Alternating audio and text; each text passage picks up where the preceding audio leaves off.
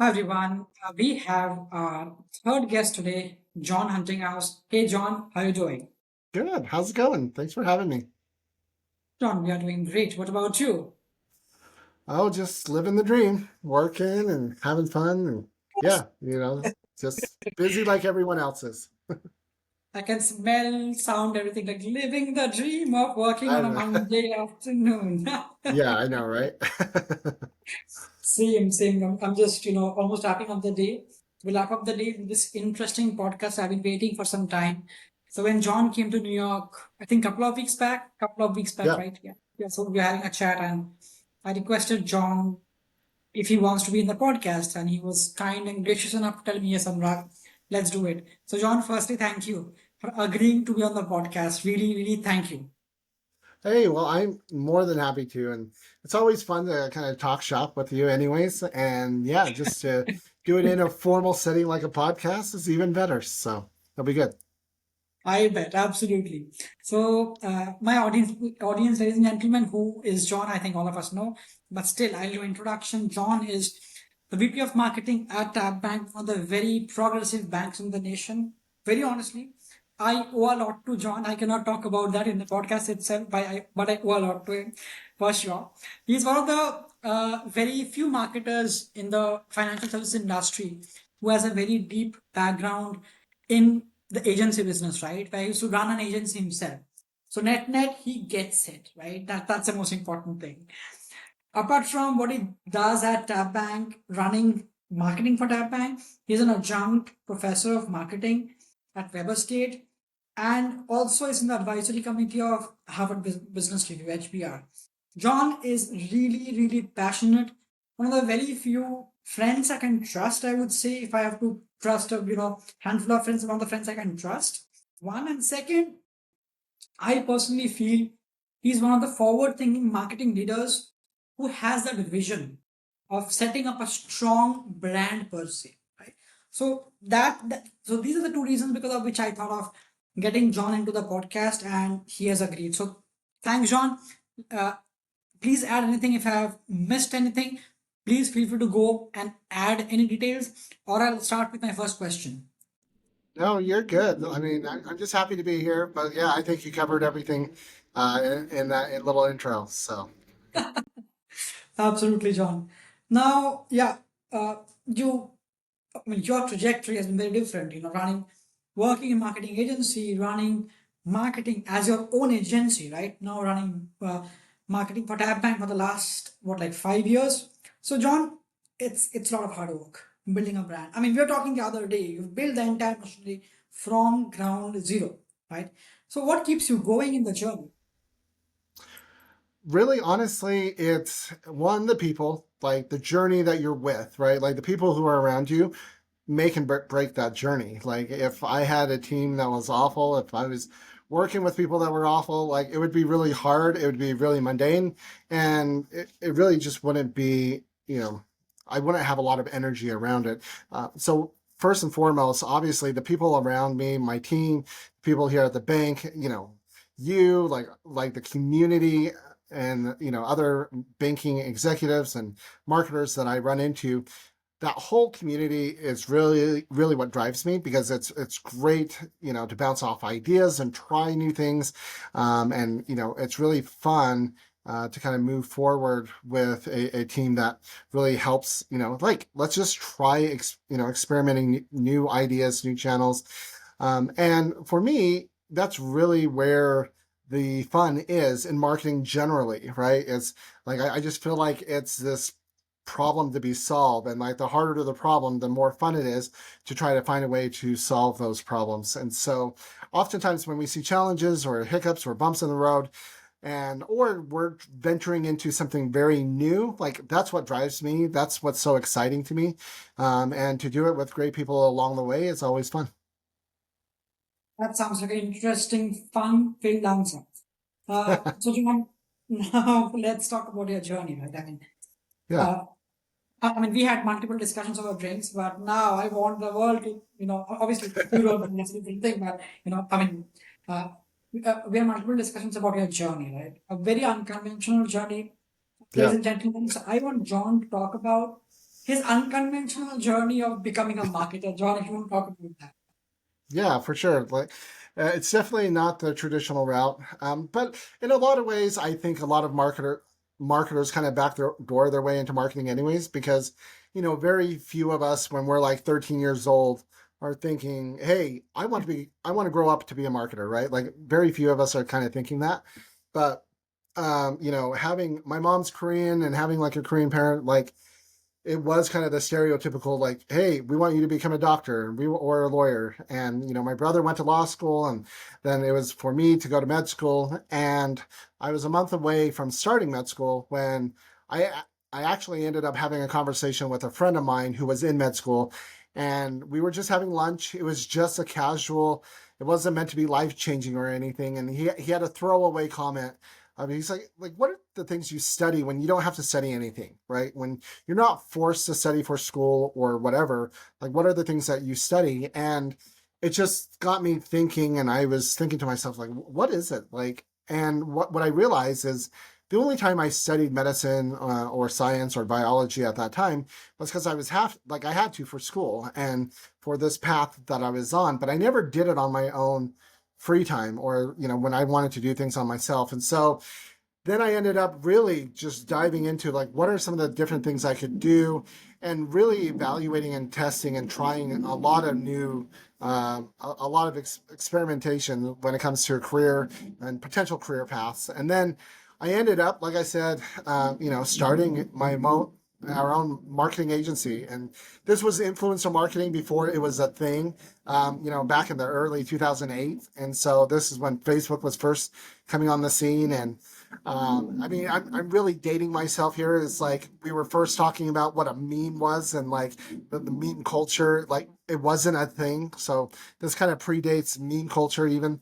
But yeah, like through that, kind of testing, ended up backdooring my way into marketing, realizing that I'm actually pretty good at it. And one of the nice things is like my previous background in being a cardiovascular genetic researcher, that background has actually helped me to add a lot of like academic research rigor to my current work, which I feel like has really helped us, refine and hone in our marketing campaigns and messaging and our overall operation. And so, but yeah, kind of went into the agency route, worked with a lot of really cool clients, everywhere from Amazon to kind of local, national gyms. And so it was a lot of fun along the way, but working here, making that pivot to financial services was quite a change. But, having the opportunity to kind of build up a marketing arm at Tab was so much fun. And that challenge, like I said, talked about at the beginning, like that challenge and to try to figure out this puzzle, well, it's one of the things that really does drive me. And, it's been really a lot of fun the last 5 years. Interesting, John. I mean, that's the secret sauce of your diligence, one, and second, being creative about marketing. Now, now we understand. Yeah, there you go. Yep, yep. So, again, one question piggybacking on this, right? One is Yep, what makes you passionate, real passionate? Because I mean, it's same for me, John. I mean, I never got trained to run a business, right? I mean, I'm a yep, geek engineer. I used to code, I yeah, still code, right? yeah, So all of a sudden it was thrown on rug. Why don't you run a P&L? Why don't you run a business? I'm okay, I can try. Why don't you try marketing? Why don't you try business development? I tried. So I'm passionate about what I do. And I'm talking to you, John, because you are really passionate about what you do, about your craft, right? What makes you passionate about marketing? And what do you think is tomorrow's marketing, right? I mean, it's very different from what we used to do 10 years back. It's very different yep. now. And it's ever changing and evolving. And talk about your passion and about tomorrow's marketing. I think that too, from the perspective of you leading marketing from one of the progressive banks, it will be, I think, a good value addition from the audience.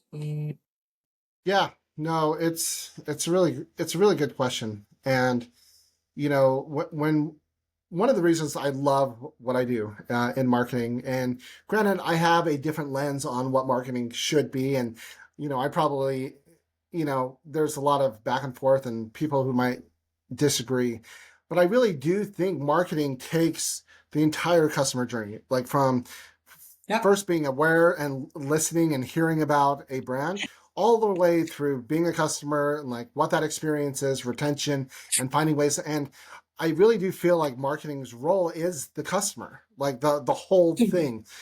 And really, like for me, being kind of like that customer advocate and really understanding the customers and being the advocate for the customer, when it comes to board meetings or executive meetings, and when you're talking about the bank, like for me, that is just something that why I love marketing, is because you're able to advocate. I mean, because that's the whole point of business, is really to build this relationship between the brand and the customer. And then also from marketing, for me, I feel like it's a good mesh of kind of the creative, fun, experimental things, and really trying to, think outside the box and kind of push boundaries, while at the same time being able to overlap with the analytical, the data, the metrics, where you're really leaning into it and trying to better understand your customer base. And for me, being more of a kind of an analytical, my research background, being more analytically driven, like it takes that component and my strength and the thing that I do well there, but overlays this creative element, which is just fun. Like it's really fun to do. It's really fun to do marketing.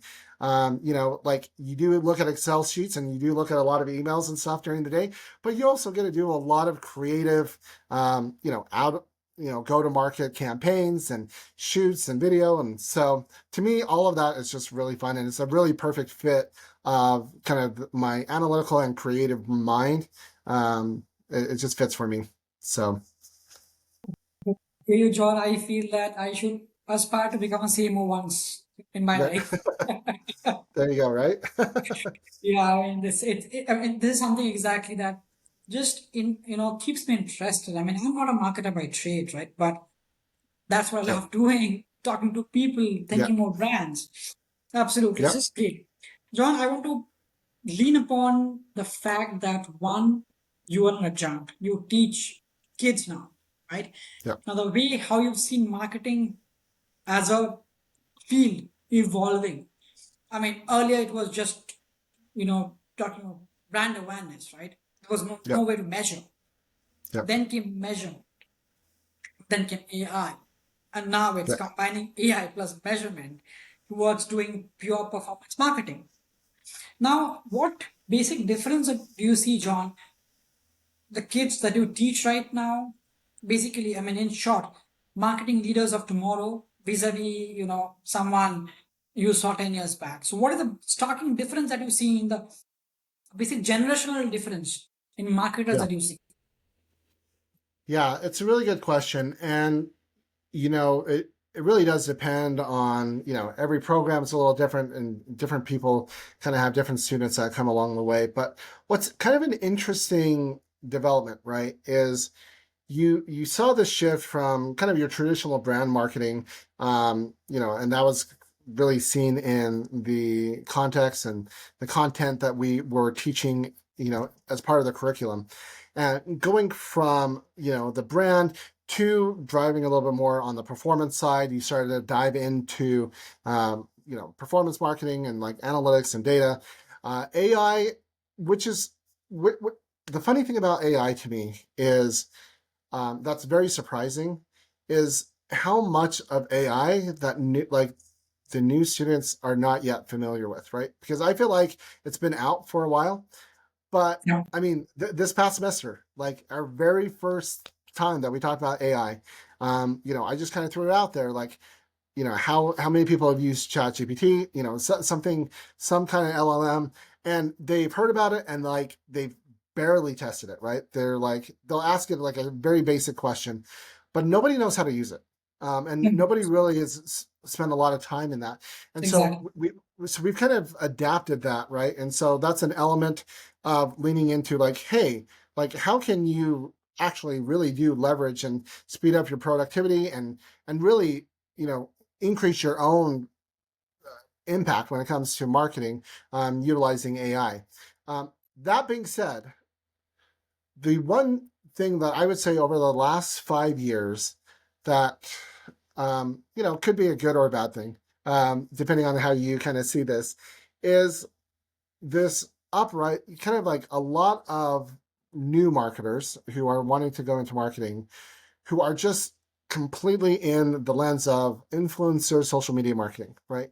Whether they themselves want to become an influencer. So they're trying to learn marketing so that they can understand and how to grow their own presence, right? Their own brand, their own platform, or just kind of going into social media, which is fine. But oftentimes what we have to try to help them understand is that social media, influencer marketing, all of these things are just, it's just a tool, right? Like it's not all of marketing. It doesn't encompass all of marketing. There's so much more to marketing, so much more to understanding the customers, so much more to running a business than simply, social media or influencer marketing. And, helping them understand and see that.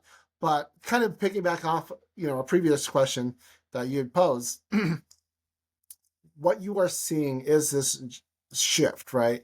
And really what we're trying to find is this balance between kind of this brand marketing, performance marketing, social media, influence marketing, but really kind of putting it all into a holistic plan where it is much more data driven. Like you go 10 years ago, the amount of data, I mean, we were asking and sharing basic information when it came to like when we were working with clients and we're like, hey, like we can increase your web traffic by 20%. Like just like that was it. Like that was the problem. That was like the pitch. And we come from that to where we're at now, where we're really deep diving and we're kind of getting away with a lot of that vanity metric. And so, yeah, like for sure, the CMO of the future, right? As you're kind of moving forward, you still have that creative element. And I really am a big passionate fan of really diving in and like, how do you break through? And oftentimes your breakthroughs do come through the creative messaging, but at the same time, you just have like table stakes is you have to be able to speak data, and you have to also be able to speak data that's relevant to the board, not just marketing. Oftentimes, I mean, that's one of my biggest pet peeves is when I talk to other marketers, it's like they all reference our marketing metrics, like our click-through rates or like just these very basic, metrics that don't actually really mean a lot to the executive team or to a board. And so being able to dive into that, like what is our cost per thousand funded, right? Like beyond just acquisition costs, like how are we really deep diving into metrics that affect the business from a marketing standpoint and being able to bridge that gap? Like how can I translate these marketing metrics into the business metrics that matter to the board? And when you can do that, like that's the future. That's the future of the CMO, right? Being able to combine both the creative, but then be able to understand and speak that data language. That's a very well thought about answer. And I mean, I'm eager to see what marketers of tomorrow look like because I need to learn, from these kids. We need to learn from these kids. And I think this world is evolving, changing like amazing. I mean, I'm 31, right? But still, I figure Yeah. that Gen Zs are way smarter than what I am, right? And definitely, Yep. it's worth that. That's great. Now, John, there is. I mean, a lot of people talk about what you're doing at Tab. I mean, you've been one of the architects of building the brand, very honestly, right? Across the last 5 years from scratch, right? So, what is it so different that you're doing at Tab? I mean, is it data, digital, a different, fresh vision of marketing, messaging? What is so different you're doing here? Well, I think it starts with the people. I always think, I mean, my default answer to almost anything is the people because I really do truly believe people make that difference. And so at Tab, like it was a very concerted effort that when I came on board, that I wanted to build that marketing muscle, and that when we would hire and bring on new hires onto our team, that they would have that muscle, regardless of whether or not they actually had a financial background. Because I feel like we can create that context around finance and banking. But really, what we were lacking is really that strong rigor and kind of that analytical approach in terms of looking at data and creating these campaigns. And so, like, first and foremost, that's kind of where it started. And, everyone kind of talks about this idea and being able to bring in like creating your in-house agency. But that was my vision, like, and that's still continues to be the vision for Tab Bank is like, how do we build up our own internal muscle? Because one of the things, having been in an agency, right, the biggest challenge you're going to run into is context. Right. So when you're trying to talk to the client and they're communicating like, hey, these are our goals, these are what we're trying to do, you while you understand how to run a campaign, how to run a Facebook ad or Instagram, what you lack is context and the nuances and all of those meetings that you're in internally, you miss out. And so, like, as we built, very strategically within Tab, is really kind of, building out that performance, analytical marketing ops, and then like adding that creative element, right? Like our last addition to the team was, a creative director of like, hey, all right, now we've got this baseline of this performance marketing. We're doing really great. Like, but how do we create resonance with our messaging and our positioning and really create a creative that can, catch up and be at par of how well our performance marketing is doing. And so for me, that's kind of the first and foremost of what we've done. The other thing is we've just found so much success in going niche, right? Like I don't have an $80 million budget, right? Like I can't just run these massive national brand campaigns that it's targeting everyone because we don't have the resources and we're not that size of a bank. And even if I did have a $60 million budget, we want to do that because we want to be able to service that group, that well, and so we needed to lean into our strengths and what we do really well as a bank. And as we've done that, and lean into these niches, niche segments, and really find out like, hey, where are we performing? Historically speaking, Tab Bank, like we've started with trucking and we needed to lean into that, not go away from it. And so, when it comes to our, our lending and our working capital campaigns, we did lean into that because that's our legacy. But then we've also added so many new portfolios and new arms of the bank that we need to lean into that. We have a whole strategic partnership where we in the banking as a service space and leaning into that and creating these, more niche verticals as opposed to these broad, campaigns. You really start to develop these relationships over time. And, probably most importantly, out of all of those things, right? Like one of our core values is this customer centricity as a marketing team.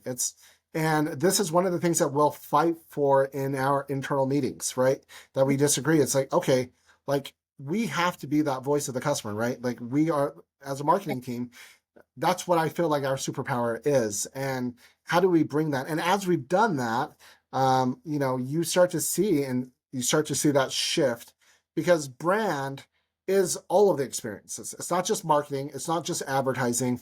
It's your interaction with customer service. It's your interaction when you're dealing with a relationship manager. It's all of it. And so in order for us to really build out the overarching brand, it has to be more than marketing. It has to be like every element of the bank really around that understanding what that brand is.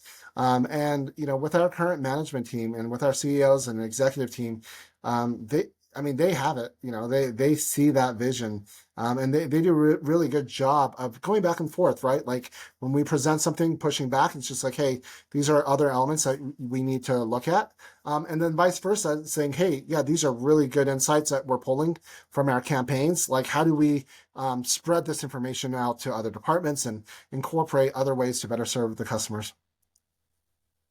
That's like, I was always impressed about how you plus the entire exec team thinks about Tab, the vision for Tab. It's a very niche segment that you serve, but you're one of the best in that niche segment, and do not want to.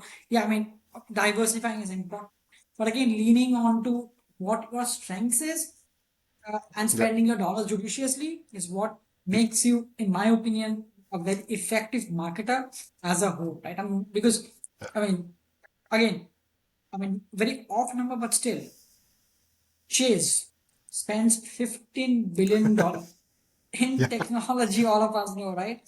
Do we have that Yeah. money? No. So Yeah. what do we do? right? So Yep. again, for God's sake, we are again competing against these players, but I mean that's amazing, right? Yeah.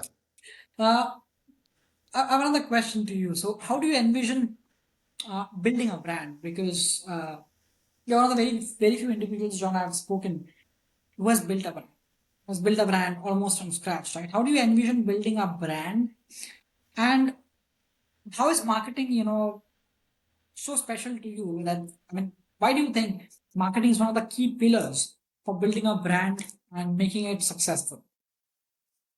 Yeah. And I think this is actually where a lot of performance marketers struggle with, actually. And so this is when you're building a brand, it's more than any one specific campaign, right? Again, like I said, it's the whole journey, it's the whole customer interaction and everything that you're doing with it. But it's so much about storytelling and telling that relatable story that's meaningful, right? And that's impactful, that matters to the customer. And finding ways like when you are trying to think like, when you're trying to think of like a brand, right? You really are trying to like, what is the story? Like, how do we say the quiet parts out loud? Like, what our customers are actually thinking? What are their actual pain points? And how do we take that quiet part and put it up to the surface? And one, address the needs, right? So first and foremost, we need to be able to address those needs. But then as we can address those needs, how do we tell that story and get that story out there so that more individuals and people know that, hey, like, we understand you, we get you, and a good example of this that I use all the time, right, is, and we actually do this with our creative development, which is bring in people who the target audience that we're about to speak to, that group is part of our creative development.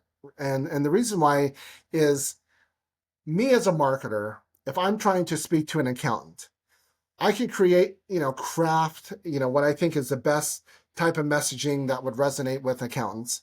And the accountants would see it, they would understand it. They're like, I see what you're trying to do, but it just would fall flat because I'm not an accountant. Like I'm not part of that culture. I'm not them.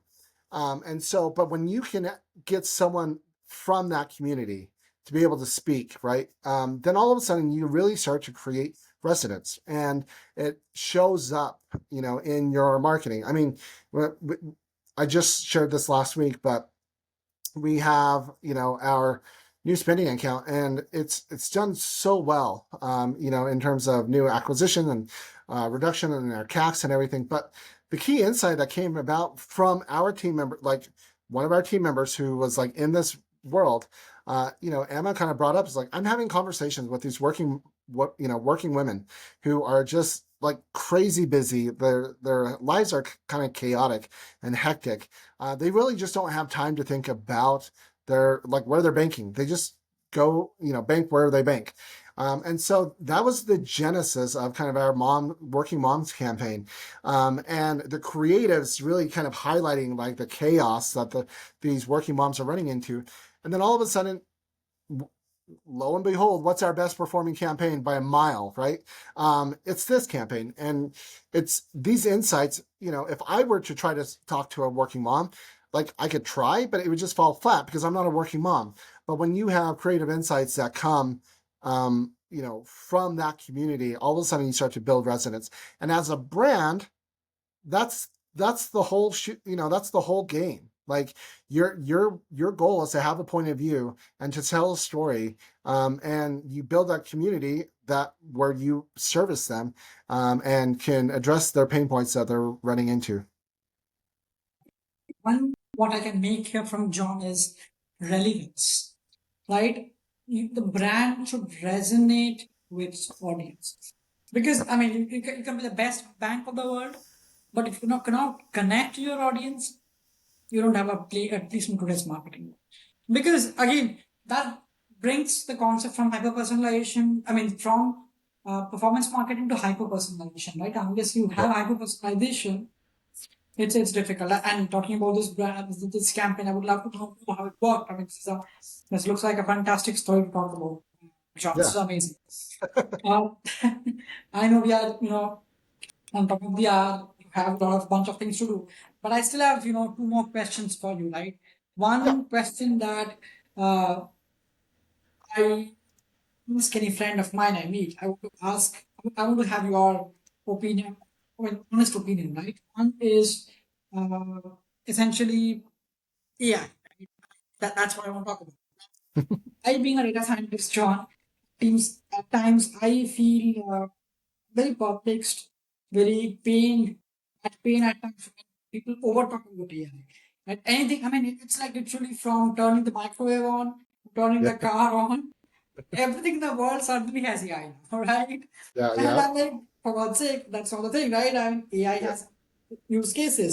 It changes the way how we interact with everyone.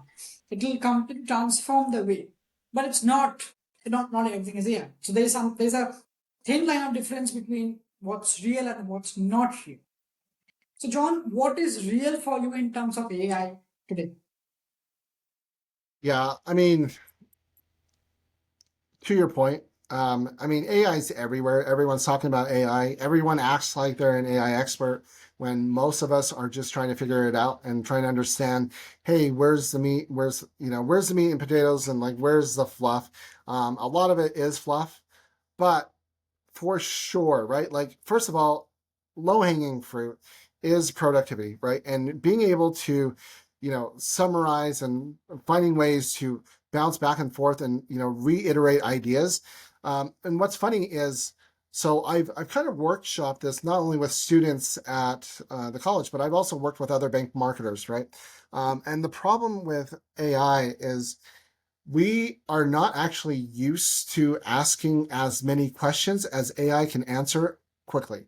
So what I mean by this is typically, right, let's just say, I mean, a good analogy that everybody uses AI as, right, is like this amazing, intern, like this crazy smart intern who has a lot of information but lacks context, right? And so like if you think about a normal intern that comes into the bank, and you work with them, you're like, hey, here's a project that I'm wanting you to work on, and you kind of give them an assignment. What they typically do is then they go work on it for 1 or 2, 3 days, maybe a week or 2 weeks, and then they come back and they present what they did with the assignment, like what you gave them, and then you provide feedback. You kind of work through it. You look at the information, and then you're like, okay, and now go and iterate. Take that feedback and kind of move and take that next step. But you're talking about days, if not weeks, in between of that conversation. But now, like with AI, for example, like when's the last time anybody had like an hour and a half long conversation with AI? Probably not. Like, and the reason why is because you give that intern a question or context, and you're like, hey, I want you to do this assignment. They do it within seconds, right? And then now it's like, okay, oh crap, now I need to provide feedback. And so you do the next level of feedback. But by the time you get to third, fourth, fifth level of feedback, all of a sudden it's like, oh, I don't know, like I don't know what to say, right? And then so we start to not, like we're not keeping up with that. And so like when it comes to AI, like low hanging fruit, productivity, but then also I just find it like crazy underutilized. Is this back and forth and like having like AI doesn't have emotions. It doesn't have feelings. Like you can be very direct, you can be very blunt, and you can be very repetitive. It's like, no, I want you to keep on like reiterating or pull new information. And the amount of market research that you can give is a perfect no, but our own human research isn't that great either, right? Like there's biases and heuristics that we run into when we run our own market research. And so the level of sophistication that you can get if you just put some forethought and allow yourself to kind of have this back and forth and then take the information and then refine it and regurgitate it and put it back into it is quite astonishing, right? And where AI becomes, in the future, I do think, when we're looking at like AI agents, which we're not there yet. I mean, we're not close to being there. But at that point, right, like it becomes relevant, right? And banks, we're still trying to catch up to having mobile, right? Like digital mobile banking, let alone dealing with AI agents, right? And so we have so far, a lot of banks have so much to kind of catch up to. But I mean, one of the things that we're starting to see even at Tab, right, is that we are starting to show up, right, in AI generated searches, not even on Google. I mean, directly in ChatGPT, right? And like no one's thinking about that, right? No one's thinking, well, very few people, if they're thinking about it, they're not acting of how do I try to work through optimization like SEO when it comes to AI and AI generated searches. What does that process look like? How do I lean into it? And yeah, and so I think there's a lot of things as AI continues to grow in the future. And it's super important. And I think a lot of it we don't know. A lot of people say they know, but what's funny is we go back to, let's see, 2022. And I just, it's one of my exercises I do with my students. And I pull out like all of these major leading publications of what's the next trend, in marketing, what's the future. Literally nobody talked about AI. It was they talked about personalization. They talked about how we were going to focus on more data, and I mean, it's true. It's not, they're not wrong, but everybody missed the mark on AI because nobody was really in it, right? Nobody could see that potential until OpenAI came out, and when they first launched that, all of a sudden we're like, now everyone's talking about AI, and I think like those use cases as we kind of move forward, it's going to be really interesting and seeing how a lot of it's going to be experimentation and kind of working through it. But when Sure. you have leading banks and bank executives and bank marketers who are all right, we do have regulatory guidelines and compliance, and we're all that's like the 800-pound gorilla in the room. It's like we're always trying to make sure that we're being compliant and being okay from the compliance standpoint. But that being said, it's like a lot of it is just going to be for builders, right? For all of us who are building in it right now, we're just going to learn and adapt and kind of see how that moves forward. It was a really interesting point that you brought about is uh, pulling our publications back 2 years back. No one talked about AI. When OpenAI came out, I think No. it's more of democratization of AI is my 2 cents are. Again, LLMs are there for the last 30, 35 years, right? Yep. But Yep. it's about execution, right? I'm productizing Yep. and executing it. That's what I think, Yep. the needle has moved a lot. And marketing, I'm a strong believer, John, that AI will have a huge impact in the way how we look at today's marketing versus maybe 5 years later. There's a lot of Yep. difference. Now I'm talking to a passionate marketer for the last 38 minutes, my audience. I want to ask this marketer one question. You're exactly like me, John. You cannot turn off because we love what we do. That's the most important Yep. thing. That's the reason you didn't go to a medicine school. But, you Yep. didn't study medicine, you're doing marketing. That's the exact reason Yep. I didn't become a software developer. And I did analytics and now I do podcasts, right? Because we love what we do. We cannot turn off. I mean, Yeah. there's no concept of work-life balance because we love what we do, right? So there's nothing to balance. But still, you have a family, you've got kids, right? So how does this marketer, right, turn into a person, right, who has a family? And I mean, I see John going to matches almost every month, right? He takes that time for his family to go matches, that match night, that drink night, that party night, right? You do every single thing for your family, and I really appreciate John what you do, right? So, what do you want to talk about? Maybe how do you balance your work, your work and your family? I mean, that's one of the critical component that offers you to learn. Yep. Yeah. I mean, it's something that I really think nobody gets right and nobody gets perfect. But it's one of those things where you have the an example that a lot of people kind of use, right, is kind of like these spinning plates, right? Where you're like these acrobats, where you're spinning all these plates. But one thing that I really do try to do is like when I'm at work, I work, right? And so when I'm in work mode, I'm working through it. That's my focus. I remove the distractions like from my phone and really kind of focus in on the work that I do. But likewise, I do the same thing when I'm with my family. And this actually came about, when I was with we were just watching a movie, right? And so it was really easy, like watching a movie with the kids. And as we were watching with them, um, I was basically on my phone the entire time, and like there's emails coming in, notifications, and I'm like doing a quick email, and I'm trying to do these one-offs.